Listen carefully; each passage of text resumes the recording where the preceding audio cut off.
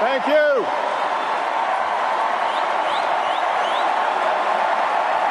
Thank you.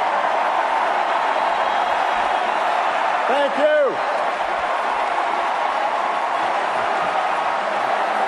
Thank you. Thank you so much. Thank you, everybody. Thank you. Thank you. Thank you so much, everybody. Thank you. Thank you. Thank you, everybody.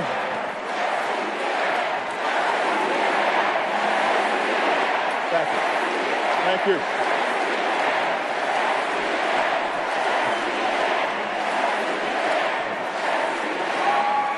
Thank you so much, everybody.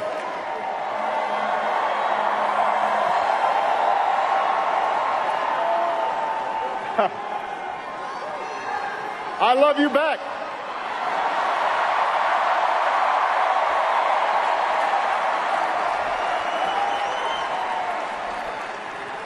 Hello, America. Hello, Democrats.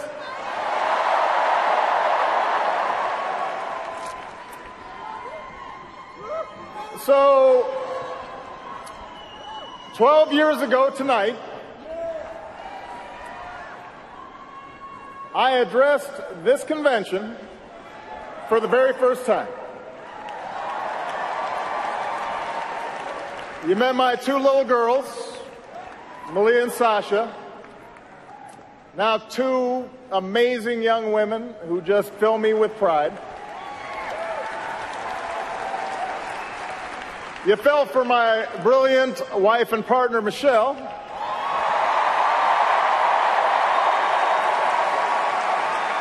Who has made me a better father and a better man, who's gone on to inspire our nation as First Lady, and who somehow hasn't aged a day.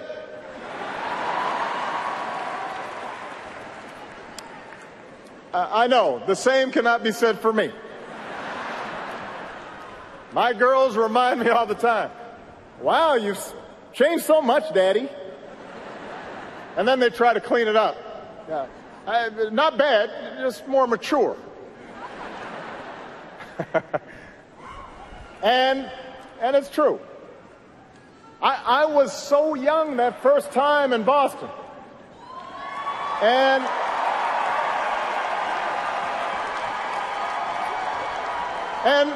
look, I'll admit it, maybe I was a little nervous addressing such a big crowd. But I was filled with faith. Faith in America. The generous, big-hearted, hopeful country that made my story, that made all of our stories possible. Now, lots happened over the years. And while this nation has been tested by war, and it's been tested by recession, and all manner of challenges, I stand before you again tonight, after almost 2 terms as your president, to tell you I am more optimistic about the future of America than ever before.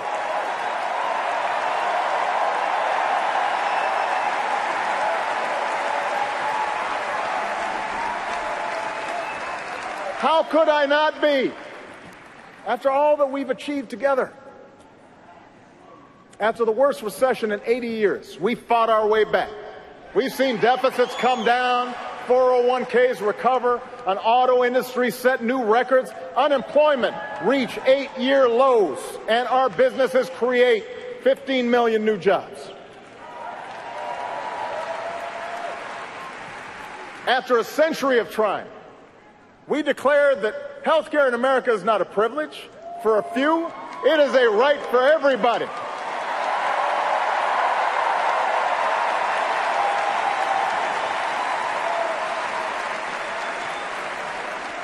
After decades of talk, we finally began to wean ourselves off foreign oil. We doubled our production of clean energy. We brought more of our troops home to their families. And we delivered justice to Osama bin Laden.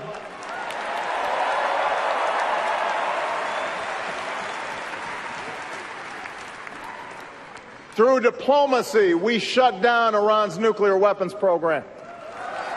We opened up a new chapter with the people of Cuba, brought nearly 200 nations together around a climate agreement that could save this planet for our children.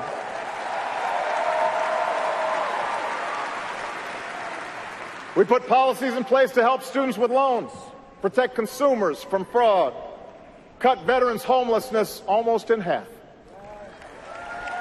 And through countless acts of quiet courage, America learned that love has no limits, and marriage equality is now a reality across the land.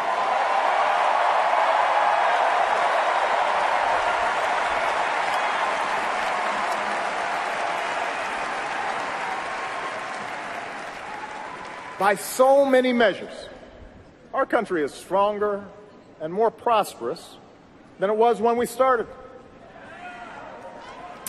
And through every victory and every setback, I've insisted that change is never easy and never quick, that we wouldn't meet all of our challenges in one term or one presidency or even in one lifetime. So tonight I'm here to tell you that, yes, we've still got more work to do.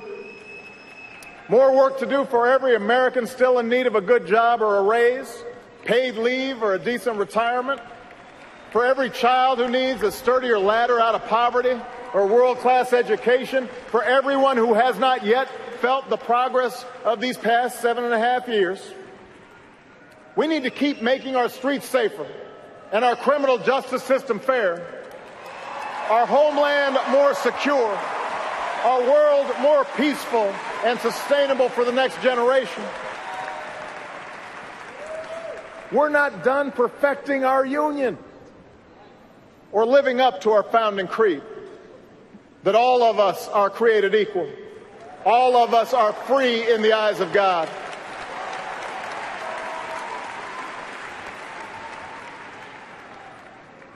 And that work involves a big choice this November. I think it's fair to say this is not your typical election. It's not just a choice between parties or policies, the usual debates between left and right. This is a more fundamental choice about who we are as a people and whether we stay true to this great American experiment in self-government. Look, we Democrats have always had plenty of differences with the Republican Party, and there's nothing wrong with that. It's precisely this contest of ideas that pushes our country forward.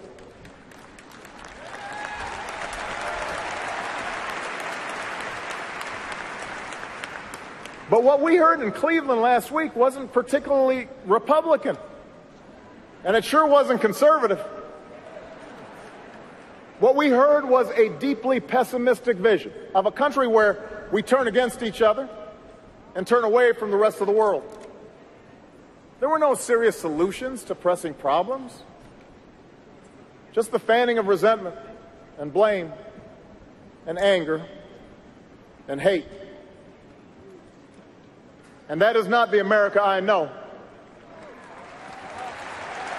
The America I know is full of courage and optimism and ingenuity. The America I know is decent and generous. Sure, we have real anxieties about paying the bills and protecting our kids, caring for a sick parent. We get frustrated with political gridlock and worry about racial divisions.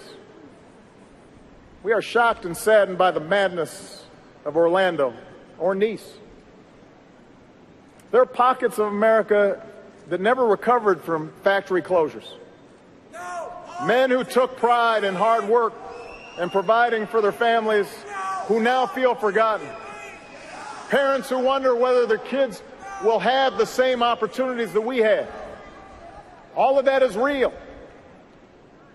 We are challenged to do better, to be better. But as I've traveled this country, through all 50 states, as I've rejoiced with you and mourned with you, what I have also seen more than anything is what is right with America. I see people working hard and starting businesses. I see people teaching kids and serving our country. I see engineers inventing stuff, doctors coming up with new cures. I see a younger generation full of energy and new ideas, not constrained by what is, ready to seize what ought to be.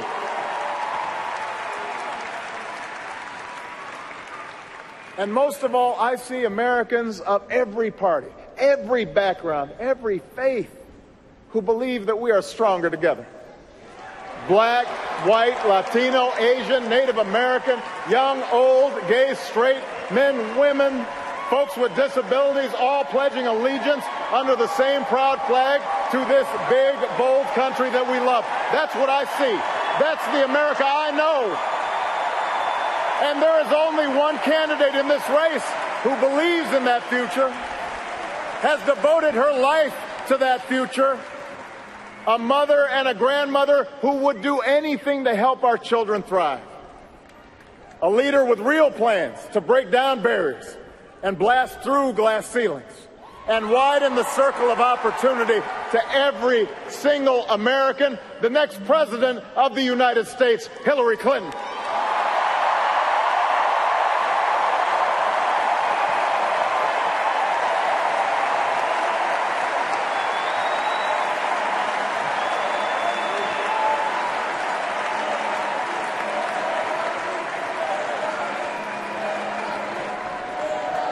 Now, 8 years ago,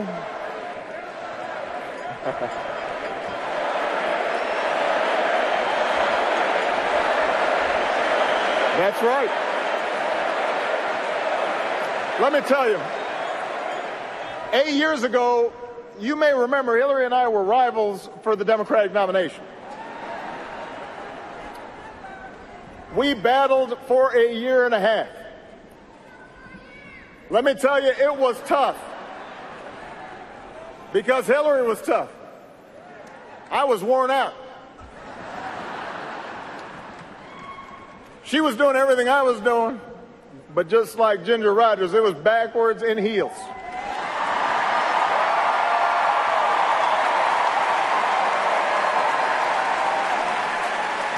And every time I thought I might have the race won, Hillary just came back stronger. But after it was all over, I asked Hillary to join my team. And she was a little surprised. Some of my staff was surprised. But ultimately, she said yes, because she knew that what was at stake was bigger than either of us. And for 4 years, I had a front row seat to her intelligence, her judgment, and her discipline. I came to realize that her unbelievable work ethic wasn't for praise, it wasn't for attention, that she was in this for everyone who needs a champion. I understood that after all these years, she has never forgotten just who she's fighting for. Hillary's still got the tenacity that she had as a young woman, working at the Children's Defense Fund, going door to door to ultimately make sure kids with disabilities could get a quality education. She's still got the heart she showed as our First Lady, working with Congress to help push through a children's health insurance program that to this day protects millions of kids.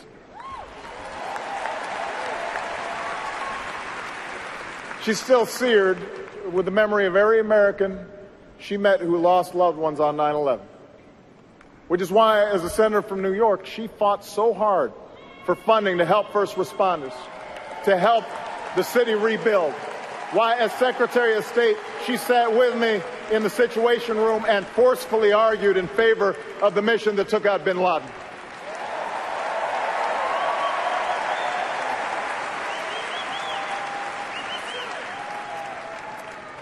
You know, nothing truly prepares you for the demands of the Oval Office.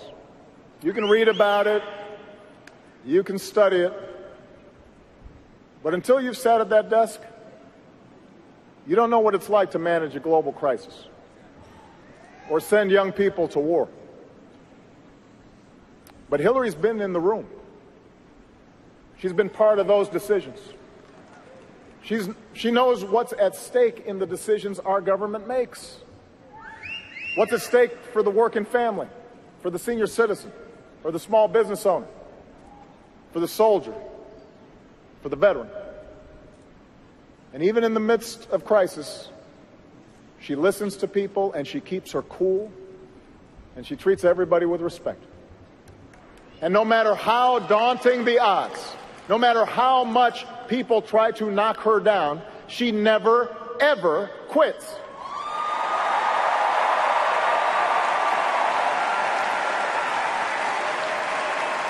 That is the Hillary I know. That's the Hillary I've come to admire. And that's why I can say with confidence, there has never been a man or a woman, not me, not Bill, nobody, more qualified than Hillary Clinton to serve as President of the United States of America.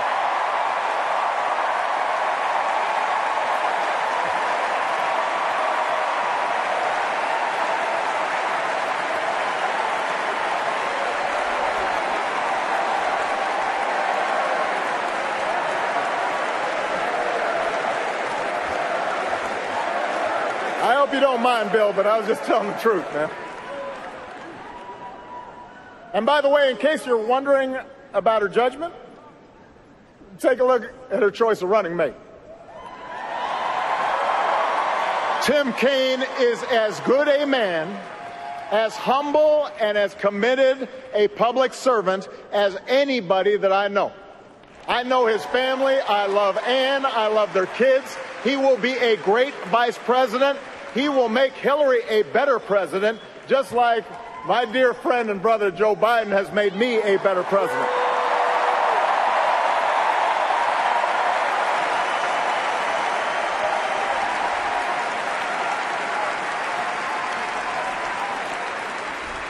Now, Hillary has real plans to address the concerns she's heard from you on the campaign trail. She's got specific ideas to invest in new jobs, to help workers share in their company's profits, to help put kids in preschool and put students through college without taking on a ton of debt. That's what leaders do. And then there's Donald Trump. Don't boo, vote.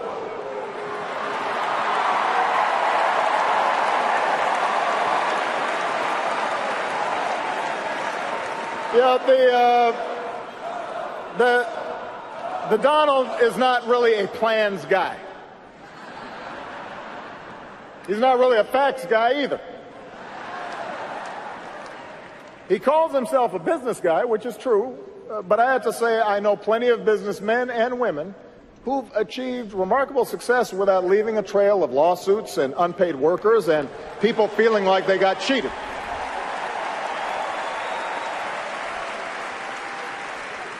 Does anyone really believe that a guy who spent his 70 years on this earth showing no regard for working people is suddenly going to be your champion, your voice? If so, you should vote for him.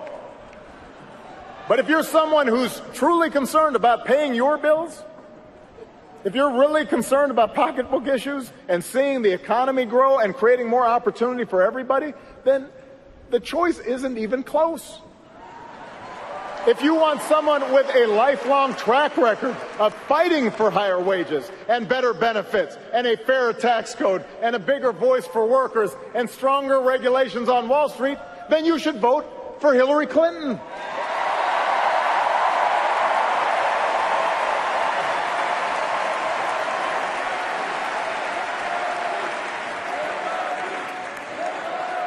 And if you're rightly concerned about who's going to keep you and your family safe in a dangerous world, well, the choice is even clearer. Hillary Clinton is respected around the world, not just by leaders, but by the people they serve. I have to say this. People outside of the United States do not understand what's going on in this election. They really don't. Because they know Hillary. They've seen her work. She's worked closely with our intelligence teams, our diplomats, our military. She has the judgment and the experience and the temperament to meet the threat from terrorism. It's not new to her. Our troops have pounded ISIL without mercy, taking out their leaders, taking back territory. And I know Hillary won't relent until ISIL is destroyed. She will finish the job. And she will do it without resorting to torture or banning entire religions from entering our country. She is fit and she is ready to be the next commander-in-chief.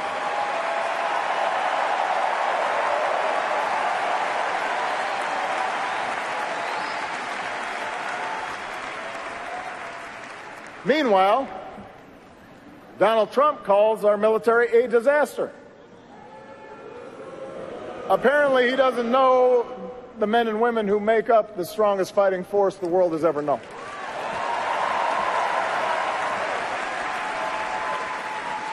He suggests America is weak. He must not hear the billions of men and women and children from the Baltics to Burma who still look to America to be the light of freedom and dignity and human rights. He cozies up to Putin, praises Saddam Hussein, tells our NATO allies that stood by our side after 9/11 that they have to pay up if they want our protection. Well, America's promises do not come with a price tag. We meet our commitments. We bear our burdens.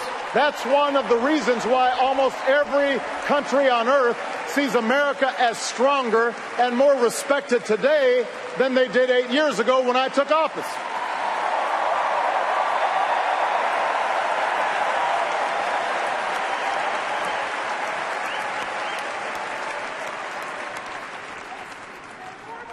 America is already great. America is already strong. And I promise you, our strength, our greatness, does not depend on Donald Trump. In fact, it doesn't depend on any one person. And that, in the end, may be the biggest difference in this election. The meaning of our democracy. Ronald Reagan called America a shining city on a hill. Donald Trump calls it a divided crime scene that only he can fix. It doesn't matter to him that illegal immigration and the crime rate are as low as they've been in decades, because he's not actually offering any real solutions to those issues. He's just offering slogans, and he's offering fear. He's betting that if he scares enough people, he might score just enough votes to win this election. And that's another bet that Donald Trump will lose. And the reason he'll lose it is because he's selling the American people short. We're not a fragile people. We're not a frightful people. Our power doesn't come from some self-declared savior promising that he alone can restore order as long as we do things his way. We don't look to be ruled.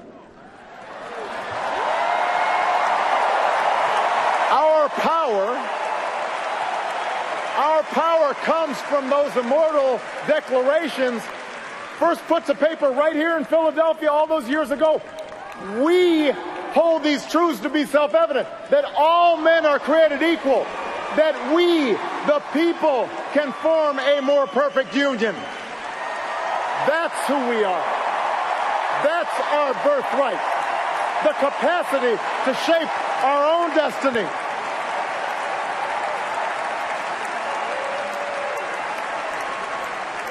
That's what drove patriots to choose revolution over tyranny, and our GIs to liberate a continent. It's what gave women the courage to reach for the ballot, and marchers to cross a bridge in Selma, and workers to organize and fight for collective bargaining and better wages.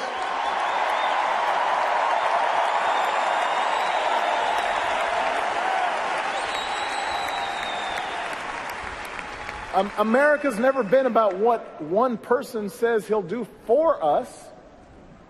It's about what can be achieved by us, together, through the hard and slow and sometimes frustrating, but ultimately enduring work of self-government. And that's what Hillary Clinton understands. She knows that this is a big, diverse country. She has seen it. She's traveled. She's talked to folks. And she understands that most issues are rarely black and white. She understands that even when you're 100% right, getting things done requires compromise. That democracy doesn't work if we constantly demonize each other. She knows that for progress to happen, we have to listen to each other and see ourselves in each other and fight for our principles, but also fight to find common ground, no matter how elusive that may sometimes seem. Hillary knows we can work through racial divides in this country when we realize the worry black parents feel when their son leaves the house isn't so different than what a brave cop's family feels when he puts on the blue and goes to work. That we can honor police and treat every community fairly. We can do that.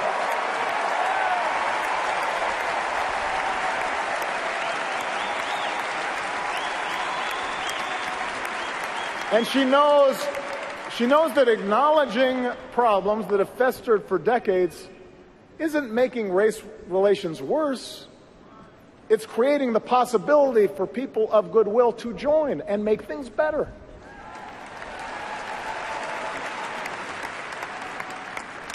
Hillary knows we can insist on a lawful and orderly immigration system while still seeing striving students and their toiling parents as loving families, not criminals or rapists.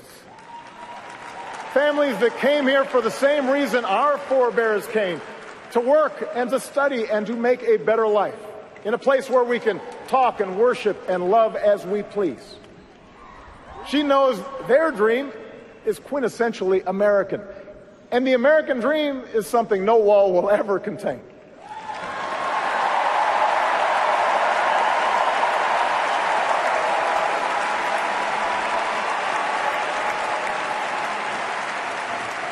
These are the things that Hillary knows. It can be frustrating, this business of democracy. Trust me, I know. Hillary knows too. When the other side refuses to compromise, progress can stall. People are hurt by the inaction. Supporters can grow impatient and worry that you're not trying hard enough, that you've maybe sold out. But I promise you, when we keep at it, when we change enough minds, when we deliver enough votes, then progress does happen. And if you doubt that, just ask the 20 million more people who have health care today. Just ask the Marine who proudly serves his country without hiding the husband that he loves.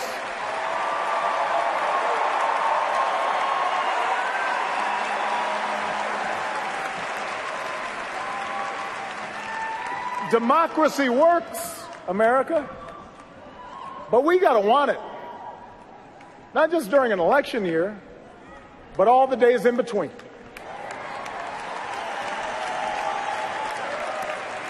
So if you agree that there's too much inequality in our economy and too much money in our politics, we all need to be as vocal and as organized and as persistent as Bernie Sanders supporters have been during this election.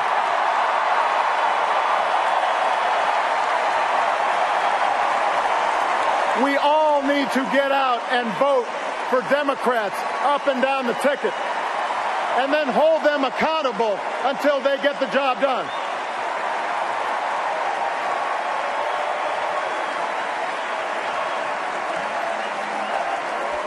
That's right, feel the burn.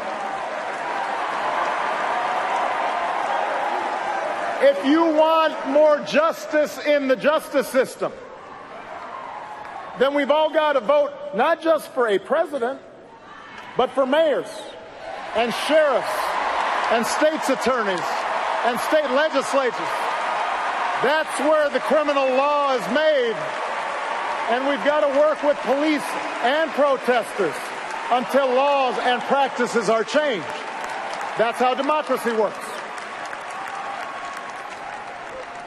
If you want to fight climate change, we've got to engage not only young people on college campuses, we've got to reach out to the coal miner who's worried about taking care of his family, the single mom worried about gas prices.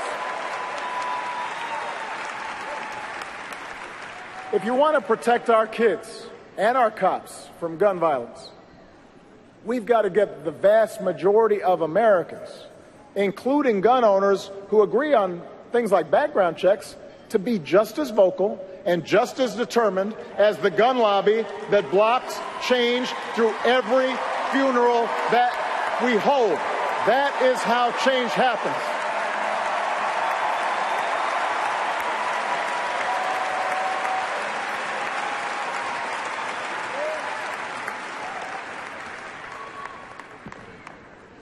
Look, Hillary's got her share of critics. She has been caricatured by the right and by some on the left. She has been accused of everything you can imagine and some things that you cannot. But she knows that's what happens when you're under a microscope for 40 years.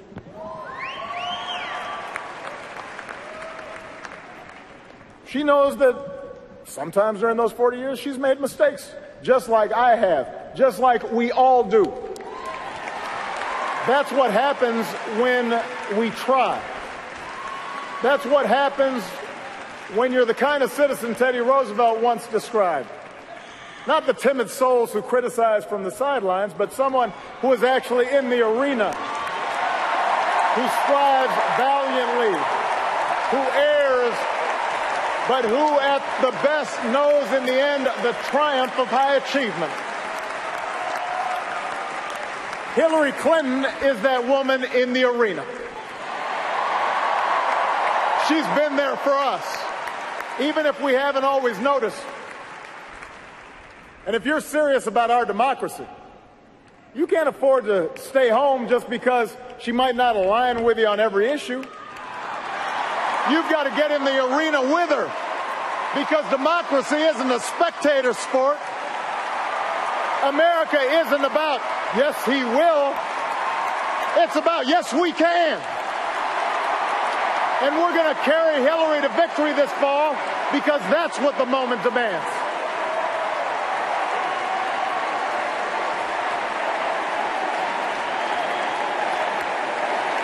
Yes, we can.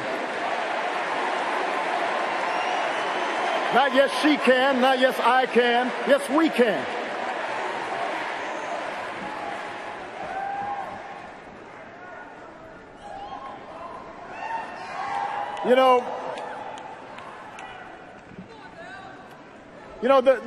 There's been a lot of talk in this campaign about what America has lost. People who tell us that our way of life is being undermined by pernicious changes and dark forces beyond our control. They tell voters there's a real America out there that must be restored. This isn't an idea, by the way, that started with Donald Trump. It's been peddled by politicians for a long time, probably from the start of our republic. And it's gotten me thinking about the story I told you 12 years ago tonight, about my Kansas grandparents and the things they taught me when I was growing up. See, my grandparents, they came from the heartland. Their ancestors began settling there about 200 years ago. I don't know if they had their birth certificates, but they were there. And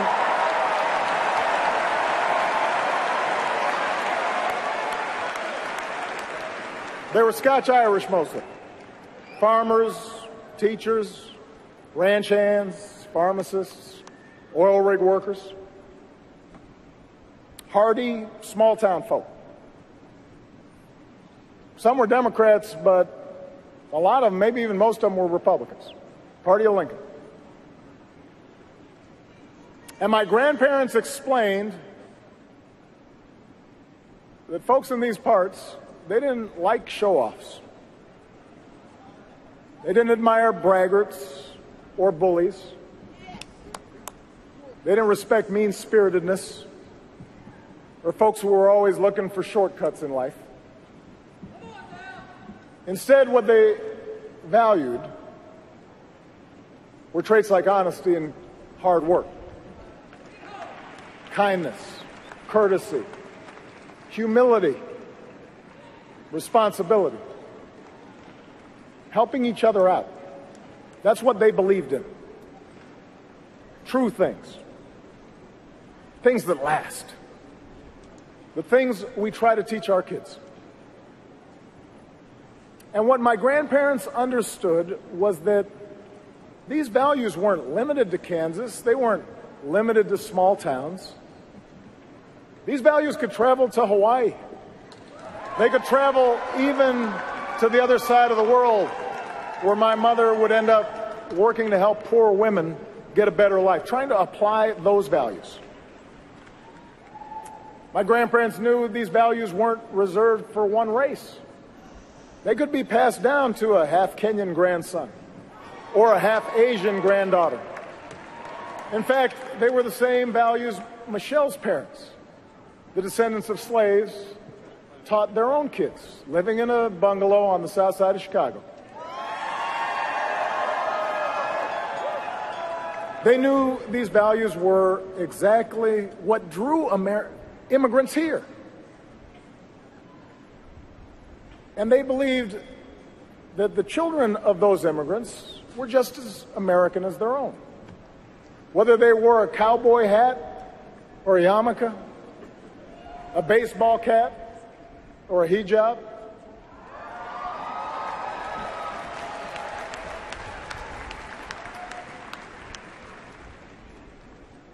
America has changed over the years. But these values that my grandparents taught me, they haven't gone anywhere. They're as strong as ever. Still cherished by people of every party, every race, every faith. They live on in each of us. What makes us American, what makes us patriots, is what's in here. That's what matters. And that's why we can take the food and music and holidays and styles of other countries and blend it into something uniquely our own. That's why we can attract strivers and entrepreneurs from around the globe to build new factories and create new industries here. That's why our military can look the way it does. Every shade of humanity forged into common service. That's why anyone who threatens our values, whether fascists or communists or jihadists or homegrown demagogues, will always fail in the end.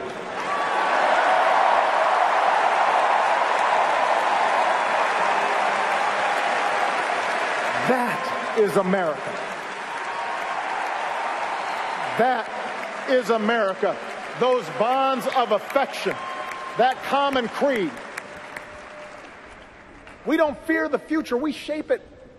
We embrace it as one people, stronger together than we are on our own. That's what Hillary Clinton understands. This fighter, this stateswoman, this mother and grandmother, this public servant, this patriot, that's the America she's fighting for.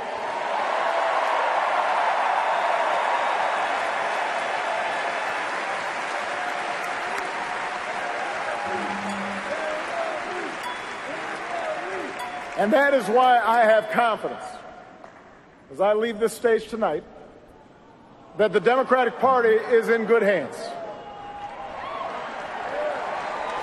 My time in this office, it hasn't fixed everything. As much as we've done, there's still so much I want to do. But for all the tough lessons I've had to learn, for all the places where I've fallen short, I've told Hillary, and I'll tell you what's picked me back up every single time. It's been you, the American people. It's the letter I keep on my wall from a survivor in Ohio who twice almost lost everything to cancer, but urged me to keep fighting for health care reform, even when the battle seemed lost. Do not quit. It's the painting I keep in my private office. A big-eyed green owl with blue wings, made by a 7-year-old girl who was taken from us in Newtown, given to me by her parents so I wouldn't forget. A reminder of all the parents who have turned their grief into action. It's the small business owner in Colorado who cut most of his own salary so he wouldn't have to lay off any of his workers in the recession, because he said that wouldn't have been in the spirit of America. It's the conservative in Texas who said he disagreed with me on everything, but he appreciated that, like him, I try to be a good dad. It's the courage of the young soldier from Arizona who nearly died on the battlefield in Afghanistan, but who has learned to speak again and walk again. And earlier this year stepped through the door of the Oval Office on his own power to salute and shake my hand. It is every American who believed we could change this country for the better. So many of you who'd never been involved in politics, who picked up phones and hit the streets and used the internet in amazing new ways that I didn't really understand but made change happen. You are the best organizers on the planet, and I am so proud of all the change that you made possible.